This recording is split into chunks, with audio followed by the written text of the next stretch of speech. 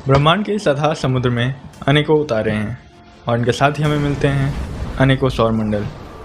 परंतु इन सभी में से कोई भी हमारे अपने सौरमंडल जैसा नहीं है। हमारा सौरमंडल इस ब्रह्मांड में हमारा एड्रेस भी है और हमारा घर भी।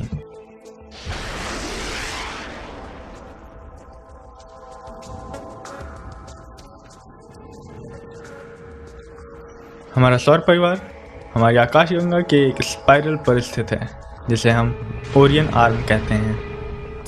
हम अपनी आकाशगंगा के केंद्र से 26,000 प्रकाश वर्ष दूर हैं और यहाँ से हम इस केंद्र का चक्कर लगाते हैं।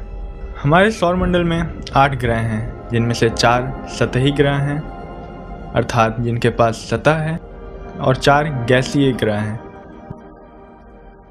पहला स्थान है बुध ग्रह का, सूर्य के सबसे नज़दीक और सौरमंडल का सबसे छोटा ग्रह।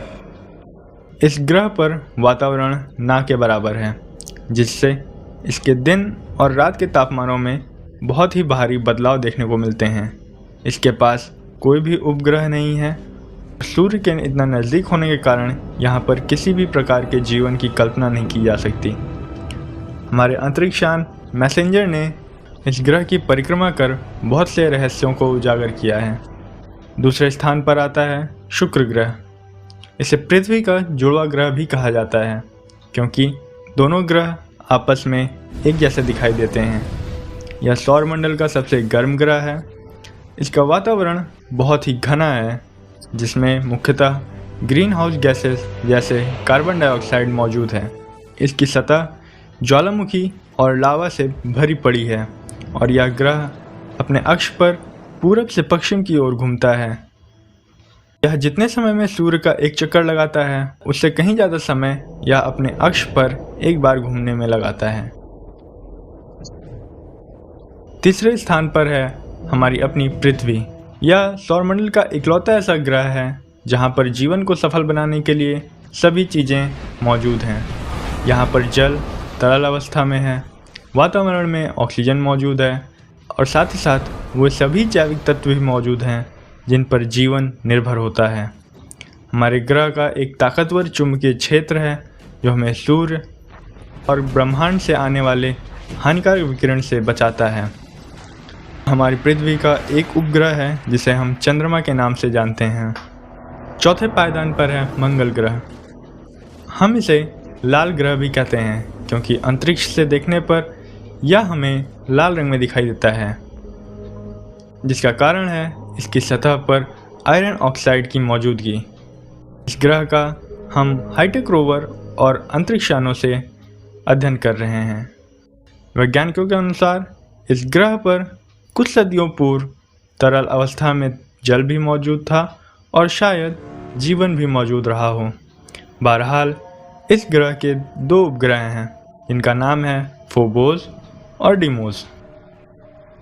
5वें स्थान पर है बृहस्पति। यह हमारे सौरमंडल का सबसे बड़ा ग्रह है। यह एक गैसीय ग्रह है। यहाँ पर वातावरण का दाब अधिक होने के कारण सतह उपलब्ध नहीं है।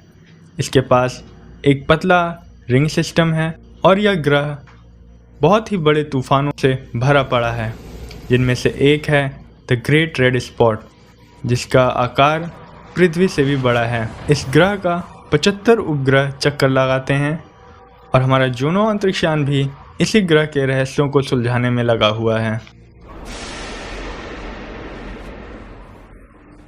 छठे पायदान पर है शनि ग्रह। यह हमारे सौरमंडल का सबसे खूबसूरत ग्रह है जिसकी वजह है इसके चारों तरफ मौजूद रिंग सिस्टम। ये रिंग बर्फ और पत्थरों के टुकड़ों से बनी हुई हैं और इनकी संख्या 7 है। इस ग्रह के 82 उपग्रह हैं और हमारे अंतरिक्षयान कसीनी ने इसके 2 उपग्रह टाइटन और इंसेलेडस की पड़ताल करके यह पता लगाया कि इनकी सतह बहुत ही क्रियाशील है और यहाँ पर जल भी मौजूद है।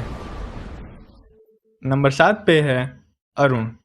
यह ग्रह बहुत से मायनों में खास है, जैसे कि इस ग्रह का अक्षांश लगभग 90 डिग्री का है जिससे जब यह अपनी धुरी पर घूमता है तब यह अंतरिक्ष में एक लुढ़कती हुई गेंद जैसा प्रतीत होता है। इसके पास एक पतला रिंग सिस्टम है और इसका 28 उपग्रह चक्कर लगाते हैं।